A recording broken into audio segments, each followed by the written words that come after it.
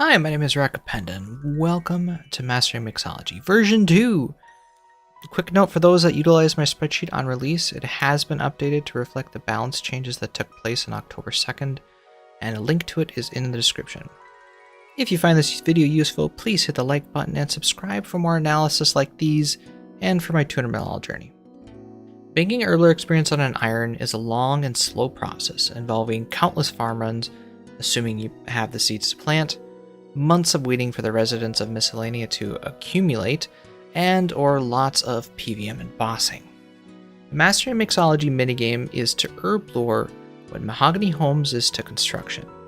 It is an alternate way to train herblore that offers higher experience per herb without the need for secondaries, but at the cost of longer to train and, for the most part, not getting the useful potions you normally get by training herblore. Mixology also offers very unique rewards such as potion storage, the pre-pot potion chugging device, and prescription goggles to save on herblore secondaries, to name a few. It is also currently the only place in the game to obtain the Aldarium secondary for making goading and prayer regeneration potions. Aside from obtaining all the rewards, which I was going to do regardless, I wanted to evaluate the minigame post-Greenlog to see if it was worthwhile doing for herblore training to 200 ml. On day of release, I made the spreadsheet I mentioned earlier to help me decide which herbs I would use up first in the minigame to minimize the loss in the event the minigame didn't meet expectations. It was clear from the initial draft that no matter which herb I chose, the minigame would provide a greater return per herb than making the potions as usual.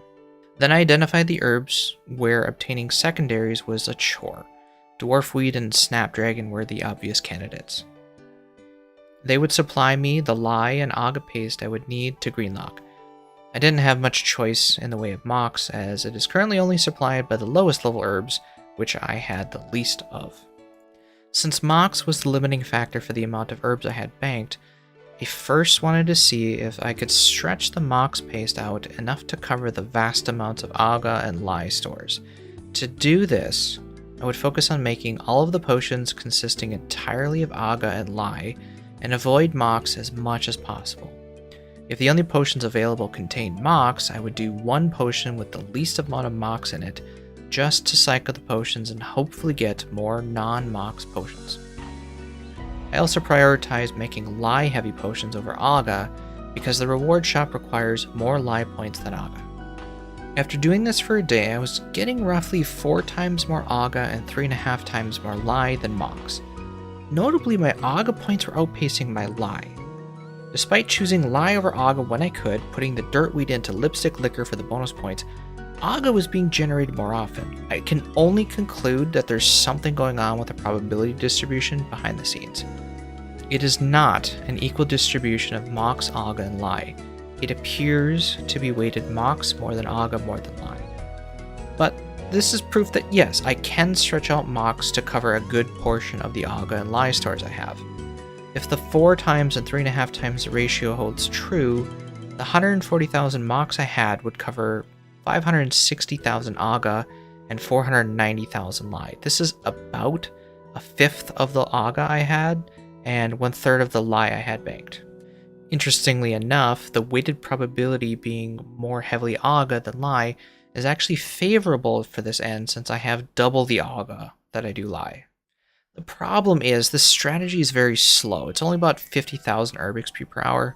You're oftentimes only turning in a single potion, which results in a lot of wasted downtime running between the stations, rather than spending that time doubling or even tripling up on the activities there. It would take roughly 230 hours to use up the mox paste I had with this method. So next I tried making all 3 pots just to see what sort of distribution would result. And my observation of mox being the most common, aga being the second, and lye being the third holds true. On release, you can only turn on 1 potion, so if you were prioritizing highest XP, you would focus on the lye containing potions for the best XP. I'm guessing as a result of that tendency, they made the rewards weighted similarly, with lye being the highest requirement, followed by mox, and lastly aga. Because mox is more common than aga, as we outlined earlier, without focusing on one or the other because you only care about lye, you would naturally see potions containing Mox more frequently than Aga. The cost distribution on release for the uniques from the shop makes sense when you put it in that perspective. So then I tried making all lie potions when possible. If no lie potions were offered, I would choose the highest XP potion to cycle them, and yep, lie outpaced Mox, which outpaced Aga, similar to how the shop was weighted. And it's like 90k XP per hour, way more than I was getting with the all potion strategy or minimizing Mox usage. Going forward, post green log for 200 ml herblore, my strategy and recommendation for Mastering Mixology is to make all lie potions except lip black liquor. You should use the digweed on mix-lot potions. Baseline these potions give 20 Mox, Aga, and lie points, which doubles to 40 Mox, Aga, and lie, effectively turning 30 pace, one of each, into 120 points, 40 of each, which is a 4 times multiplier. It feels really good when you get to cash in a lot of these pots. Now, onto my thoughts about the minigame as a whole. In its current state, I would rate it a solid 7 out of 10. It's got a great gameplay loop, it's active and engaging, but without being too click intensive, and only requires minimal inventory management for using the optional digweed mechanic. It flows pretty well from station to station and has room for the player to optimize their route by doubling or tripling up workstations and planning optimal order of workstations before depositing the potions onto the belt. The digweed spawn interrupts this somewhat repetitive flow and gets the good brain juice flowing when you get to cash in the boosted Mixolot potion. For reference, I would rate Giant's Foundry a 5 out of 10 and Guardians of the Rift and Sepulchre a 9 out of 10. With a few relatively minor tweaks, I think this minigame could pretty easily slide up to that 9 out of 10 category. So what needs fixing to raise that score? Firstly, as of October 2nd update, the triple potions, Elko Augmentator, Mammoth Might Mix, and Lip Black Liquor were rebalanced to be the bottom of the barrel. They're lowest XP per potion, and they're the only ones that reward less than a 1-to-1 ratio of points per paste. You get 20 points for 30 paste when you make these. They feel terrible to get stuck with when you have no other option. Yes, I know, the buff to Mixolot is supposed to offset this, and it feels really good to turn in a digweeded Mixolot, but that doesn't offset the horrible feeling of getting stuck with one of these triple pots. I think it's fine that they award the lowest XP, but they should give the same 1-to-1 ratio that the rest of the potions make. With the buff to Mixolot and the rebalancing of the shop, we won't want to double up the Lip Black Liquor anymore anyway. Another change that would improve the quality of the minigame is to make the herb grinding into paste an automatic one-tick action, similar to what was done for cooking fish in the Gauntlet. Personally, I think even then, the grinding process is too slow at that speed. I would be in favor of full inventory at once sort of solution, but the one-tick processing by default would be a good step in the right direction. The next one is already fixed by a RuneLite plugin, but Jagex, you shouldn't have to rely on RuneLite to make your minigame function smoothly. You invested the time into making a whole reference book with these sweet icons so we could look up the ingredients for the potions being ordered in the top left UI. Those icons should have been used in the prefix or suffix of those potions being ordered, similar to what the RuneLite plugin does. I hope you consider adding them for mobile users' sake. Next, I would change the Eldarium secondary, and maybe the potion packs too, from requiring all 3 types of points to just some quantity of any one of the 3 types, similar to high gambles at Barbarian Assault, which are role agnostic. The benefit is that you can use up your excess points when you're done with the minigame, because odds are you didn't accumulate them in the perfect balance with the shop. You are going to have some more points in one or more types. Lastly, the Mox problem. Before Varlamore Part 1, I have been using up the herb XP I banked pretty much daily as I got it. Upon the announcement of this minigame, I started accumulating herb XP to prep for it. I trained 200 mil Hunter via Rumors and Herbivore, and did 200 mil Firemaking at Wintertodd, and 4 herb runs per day minimum. I managed to bank 17 mil worth of herb XP in about 6 months. I thought I was set. Then the minigame comes out, and Irrit is not Mox, as it had been previewed. Only Herlander and below herbs are Mox. If I hadn't accumulated 10,000 Guam from herbivore during the hunter grind, I could not have done this minigame on release like this. So I lucked out. I got a lot of comments on the release day video for Mixology saying, Kingdom of Miscellanea gives plenty of Terramin and Herlander, and to reiterate, that herb XP was used up long ago. However, when you look at the distribution of herbs you get from Kingdom and convert it into the Mox, Aga, and Lai paste, you will find that Kingdom doesn't even give enough Mox to offset the herbs you get from Kingdom, let alone attempt to offset the herbs you get elsewhere. Not to mention the fact that Ultimates can't use Kingdom. Kingdom is not the fix for the lack of Mox in this equation. If you look at the other sources of herbs, that being PVM, farming, and other skilling like Hunter and Wintertod, nothing gives you Mox level herbs in any meaningful quantity. Some Herlander maybe, but nothing in large enough quantities to offset the vast amounts of Aga and Lai you get from mid to late game PVM.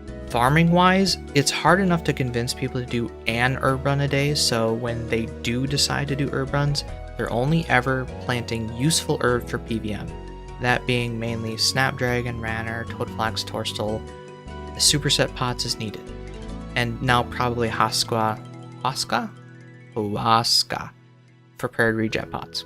The herb seeds that drop from bossing also reflect this fact. The devs know what herbs we want and need and what seeds we are planting while we aren't, and they are adjusting the drop tables accordingly. In the release day video showcasing the spreadsheet, I requested Irit be changed to Mox. Some of you brought up a good point that the people with level 60 herb can't use Candentine or higher level herbs, and Irit is a lot easier to obtain in quantities for mid-game players, so I will concede that recommendation. However, I still believe that one of the high level herbs should be changed to Mox. I would personally choose Lantidime or Dwarfweed. I'm leaning Lantidime, given it makes the least used potions on the high end. If you make it provide 50 Mox, it retains a similar XP multiplier for use in the minigame as it did with Aga. This would greatly help accounts focused on late game PVM who have long since moved past the usefulness of these low level herbs. Now, assuming nothing gets changed, my current game plan is to use up the Mox paste with the strategy of focusing on Lai to stretch the herb XP as much as I reasonably can without it taking 200 hours.